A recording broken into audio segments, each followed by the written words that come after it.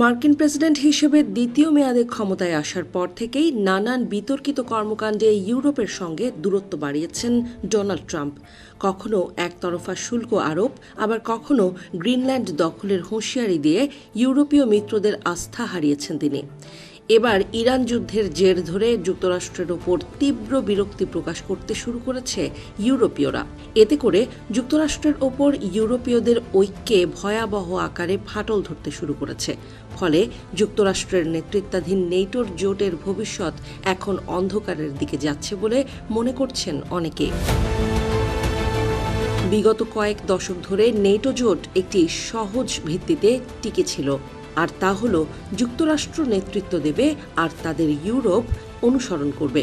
এমনকি যদি কোনো মতবিরোধও থাকে তবুও নেটোর এই কাঠামোটি টিকে থাকবে, কারণ ইউরোপীয়রা বিশ্বাস করত যে যুক্তরাষ্ট্রের শ্রেষ্ঠত্ব রক্ষা করা মানেই তাদের নিজস্ব নিরাপত্তা রক্ষা করা।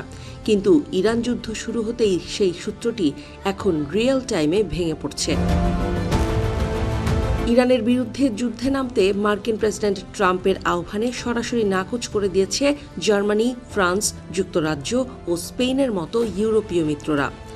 যুক্তরাষ্ট্র জয় পরাজয়ের কোনো হিসাব নিকাশ না করেই ইরানের বিরুদ্ধে যুদ্ধ শুরু করেছে বলে অভিযোগ তুলেছে দেশগুলো। তাদের অভিযোগ, ইরান যুদ্ধ শুরুর আগে ইউরোপের সঙ্গে সঠিকভাবে আলোচনাই করেনি মার্কিন প্রেসিডেন্ট ট্রাম্প, যার চরম মূল্য দিতে হচ্ছে ইউরোপকে।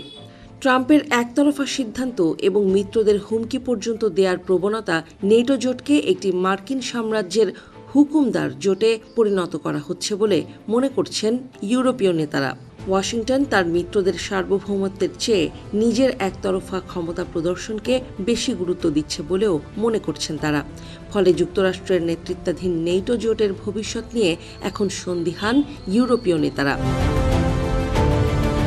ইরান যুদ্ধের ফলে বিশ্ব অর্থনীতির ধমনী হিসেবে পরিচিত হরমুজ প্রণালী ও লোহিত সাগরের শিপিং রুটগুলো অবরুদ্ধ হয়ে পড়েছে।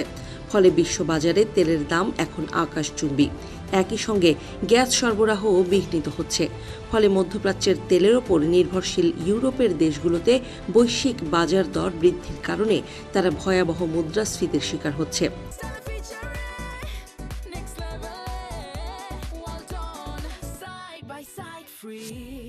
বিশেষ করে এই ধকল পোহাচ্ছে তুরস্কের মতো দেশগুলো। তুরস্কের জ্বালানি চাহিদার প্রায় ৯৯% আমদানি করতে হয়।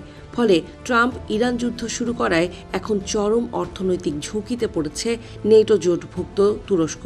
এদিকে ইউরোপে তেল সরবরাহ কমে যাওয়ায় কৃষি ও শিল্প খাতে জ্বালানি সংকটের প্রভাব সরাসরি আছড়ে পড়ছে। প্রাকৃতিক গ্যাসের দাম বাড়ায় নাইট্রোজেন সারের উৎপাদন ব্যাহত হচ্ছে, যা বিশ্বজুড়ে খাদ্য নিরাপত্তার জন্য হুমকি হয়ে দাঁড়িয়েছে। ইউরোপ ও তুরস্কের খাদ্য প্রক্রিয়াজাতকরণ শিল্পগুলো কাঁচামাল ও জ্বালানির অভাবে ধুঁকছে।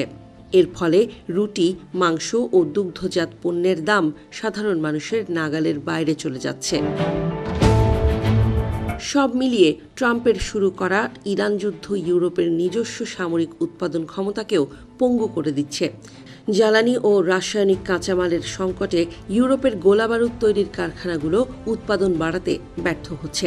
ফলে ইরান যুদ্ধের কারণে ভুগতে হচ্ছে গোটা ইউরোপকে।